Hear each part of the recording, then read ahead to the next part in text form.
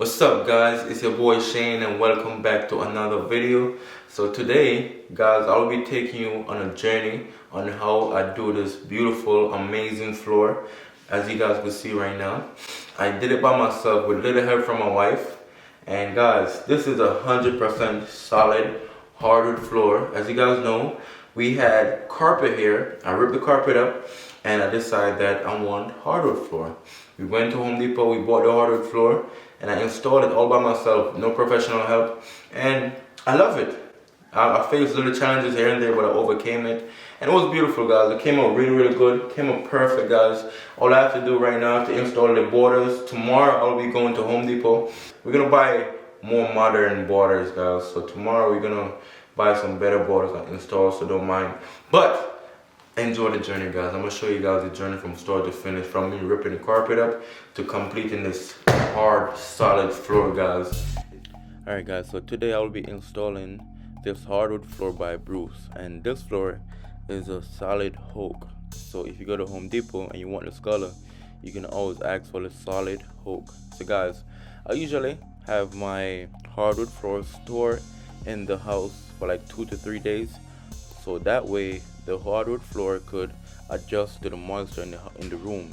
So wherever you're gonna install your hardwood floor, guys, always make sure to like stock up your hardwood floor in the room so that the moisture level could be as the same as the room. So that's very important as well. So I have my hardwood floor there for like 3 days, and today I decided I want to install them.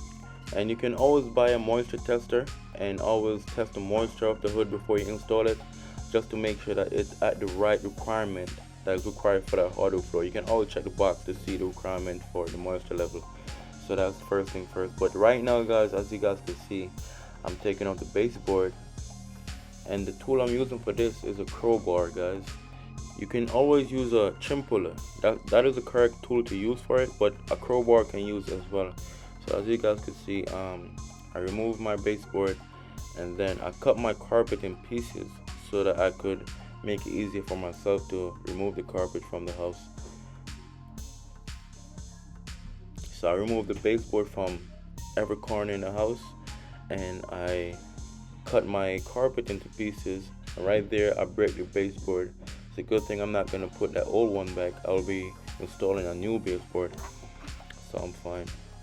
So I slowly ripped up all the carpet, guys, and as you guys can see, the carpet pad was below, and I do the same thing for the carpet pad. And right here, guys, is a tack strip, so you guys gotta be very careful with this. It cut me.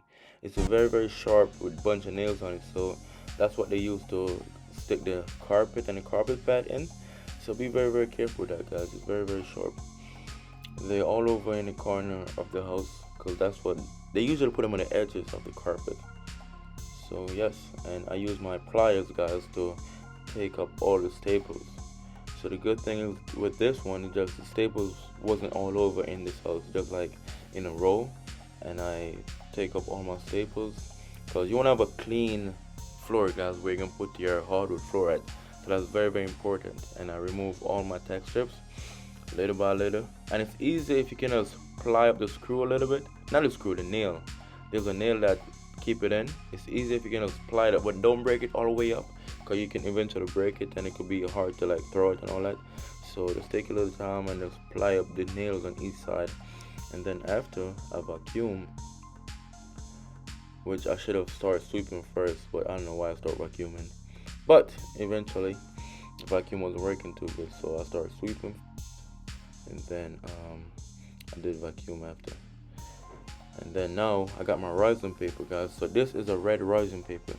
It's very important, guys. So this prevent too much moisture from contacting the wood floor. It's very important to use this. It's required when doing a hardwood floor. And right here I start cutting down my trims. Installing the red rising paper is very easy, guys. You just roll it over and make sure you cover all the surface that you're gonna install the hardwood floor. And it's very easy to install. All you gotta use is a staple gun and staple it on the subfloor. So guys, right now I bring out all my wood floor. I bring different packs so I could kind of mix them up, so you can mix and match to avoid color difference from the different boxes. Right now I'm marking my point 1/2 inch from each end of the wall, so I could use my chalk line as a guideline for when I start to lay my first set of hardwood floor for the first row. So the chalk line is very important, but if you know that your wall is straight, you can take a chance and start ahead. But it make it easier having a guideline, which I use the chalk line in this case. So guys, I cut under the trim to make sure my hardwood floor could fit, so I could slide it under, and I use my spacers. This is where I start to use the chalk line, guys. As you guys can see, I spread the chalk line across, so that way I could have a straight line and I could follow that line as a guideline to make my floor installation very easy. So guys, I gave it 1/2 inch away from the wall because over a period of time the hardwood floor would expand and you want to have enough space away from the wall. Now I'll start with my first line of flooring, and I'll use a nail gun to do my first line.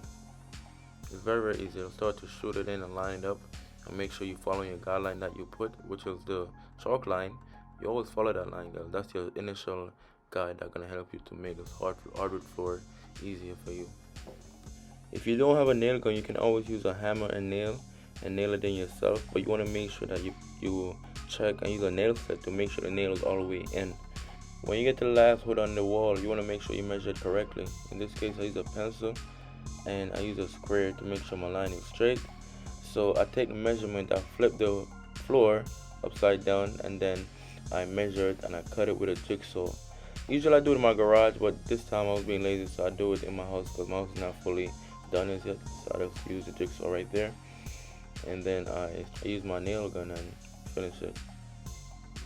Now I'm on to the second row, and it's very important that you use different size hood when you're gonna do this hood floor, guys. Never use the same size hood that you started off with in the previous row.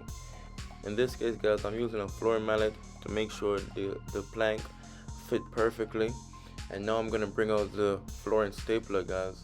It worked perfectly with these floor, guys. It was made for these floor actually, and you just knock it once and the stapler go right into the tongue of the hood, and it just fits perfectly into the subfloor.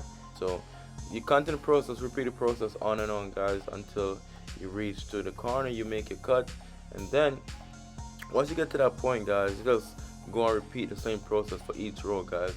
The flooring stapler jabs 2-inch staples into the subfloor through the tongue of the wood floor that you're installing, and it holds it firmly. Also with the flooring stapler, once you knock the top, it also hit the plank into position to a tightly fit. So not only does it job the stapler, it also knock the plank to fit with the other, so it fits perfectly like a puzzle. So guys, I think it's a very important tool in this case, and it's needed. It's needed when doing the hardwood floor. It uses a compressor, so you want to set the compressor, the PSI, to the right level that's required for that tool, and you just continue the process on and on.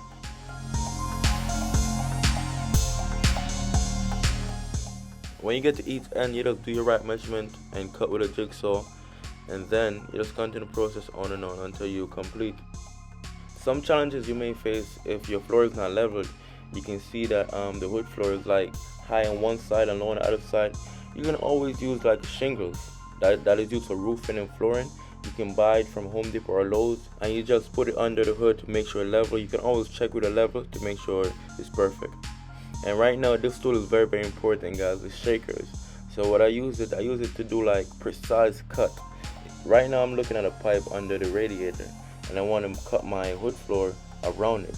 So I use the shakers tool, and all I do is press it down and it shape out the shape of the cut that you want to make.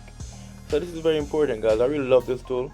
I bought it like a few days before I started the floor.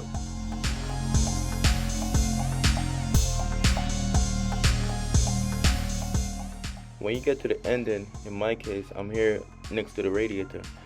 My flooring stapler can't fit. It's not enough space for me to knock it in so you could jab the staples in the thong. So I have to bring out the nail gun again, and I continue my process on and on from this point using a nail gun.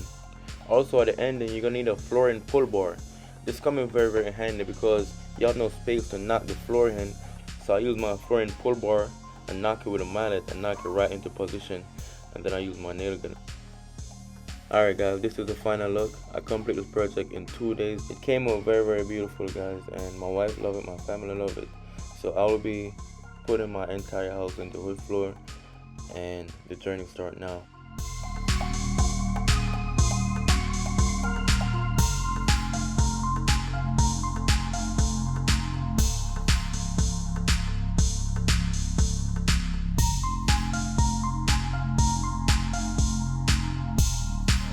It's beautiful and it's gonna be all over in this house. So stay tuned, guys. I have more videos like this coming. I should have been doing it, but hope you guys enjoyed the video. Like, share, subscribe, get the video to 50K likes, and enjoy. See you guys soon.